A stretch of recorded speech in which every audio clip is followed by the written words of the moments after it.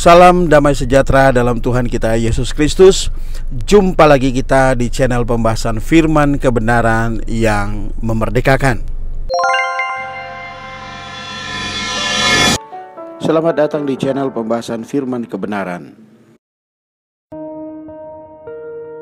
Setelah kita beroleh selamat oleh kasih karunia Allah di dalam Kristus, mungkin kita bertanya-tanya, bagaimanakah saya harus menempuh kehidupan Kristen saya? Bagaimanakah saya harus menempuh hidup di dalam keselamatan oleh kasih karunia Allah ini? Saat ini kita akan membahasnya mengenai hukum perjanjian baru adalah hukum hayat. Kita diselamatkan bukan oleh melakukan hukum Taurat, melainkan oleh kasih karunia.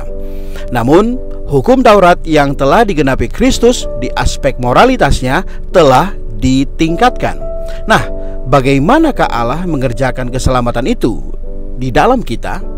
Sudah tentu, terhadap suatu tuntutan moralitas yang telah dipertinggi, maka Allah pun telah mengaruniakan kepada kita kasih karunia-Nya yang unggul untuk mengatasinya. Apakah itu? Itu tak lain adalah hukum hayat ilahi di dalam roh manusia kita. Kita harus mengetahui bahwa hukum hayat ini sesungguhnya adalah sifat dan kecakapan Kristus seperti yang terdapat di dalam Filipi pasal 2 ayat 13, bahwa Kristuslah yang mengerjakan segala sesuatu di dalam kita. Mengenai hukum ini di dalam Ibrani 8 ayat 10 dikatakan, maka inilah perjanjian yang kuadakan dengan kaum Israel sesudah waktu itu. Demikianlah firman Tuhan, aku akan menaruh hukumku dalam akal budi mereka dan menuliskannya dalam hati mereka, maka aku akan menjadi Allah mereka dan mereka akan menjadi umatku.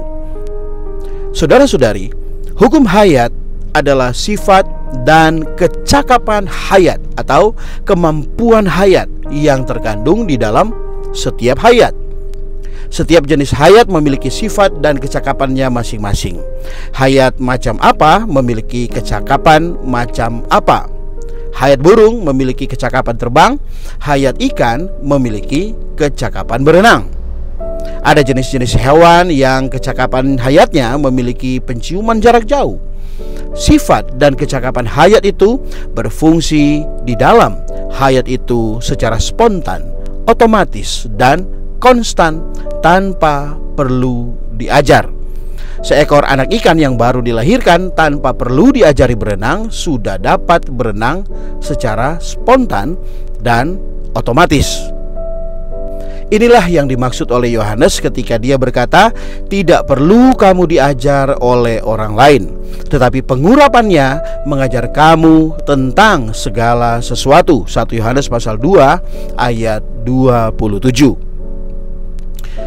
Ketika kita percaya ke dalam Kristus, maka kita dilahirkan kembali dan memperoleh hayat Allah masuk ke dalam roh kita. Ketika hayat Allah masuk ke dalam kita, dia juga membawa sifatnya dan kecakapannya yang ajaib ke dalam kita. Hayat dengan kecakapan dan kemampuan Allah ini bisa menjadi kemampuan dan kecakapan kaum berimannya. Sebelum kita dilahirkan kembali, kita hanya memiliki hayat insani yang telah jatuh. Sifat dan kemampuan hayat insani kita ini lemah dan tidak mampu melaksanakan perintah-perintah Allah. Namun, setelah kita dilahirkan kembali, sifat Kristus ditaruh ke dalam kita. Yang ditaruh ke dalam kita itu adalah hayatnya beserta kecakapan dan kemampuan hayatnya yang tertinggi dan yang paling unggul. Oleh sebab itu kita perlu tetap tinggal di dalam Kristus supaya kecakapan dan kemampuan hayat Kristus berfungsi di dalam kita. Setelah Rasul Yohanes berkata, kamu tidak perlu diajar oleh orang lain di dalam 1 Yohanes pasal 2 ayat 27, di dalam frase terakhir di dalam ayat itu berkata, demikianlah hendaknya kamu tetap tinggal di dalam Dia.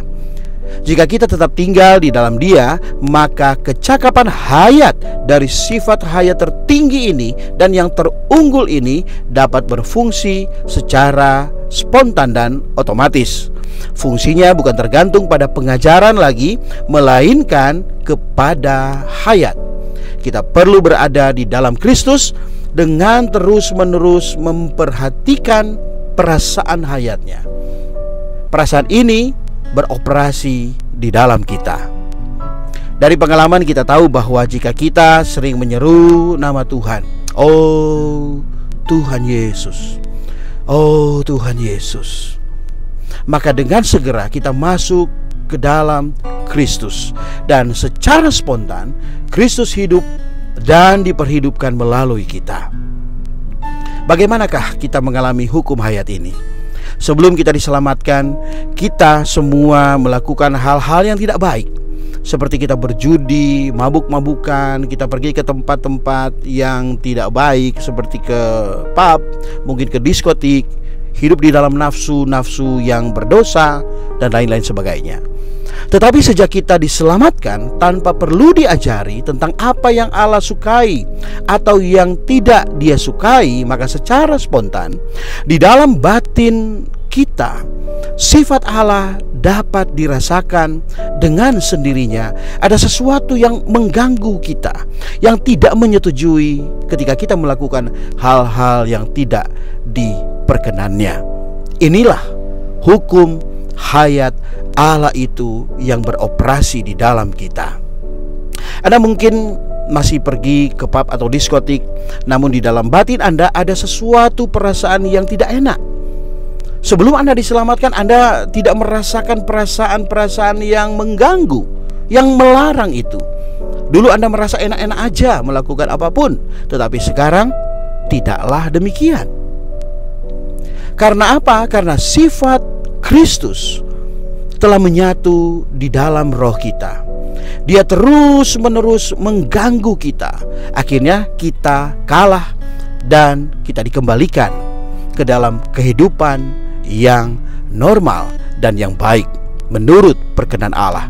Inilah fungsi spontan dari kecakapan hayat yang terdapat di dalam Kristus yang telah menjadi hayat kita.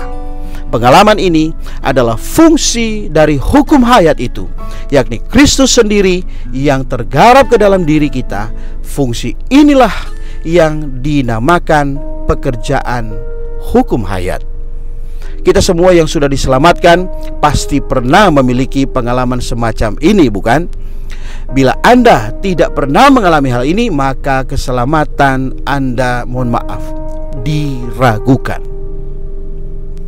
Saudara-saudari, kita tidak perlu diajar oleh siapapun tentang hal ini, karena ada hukum hayat yang adalah sifat Kristus itu sendiri yang beroperasi di dalam Anda.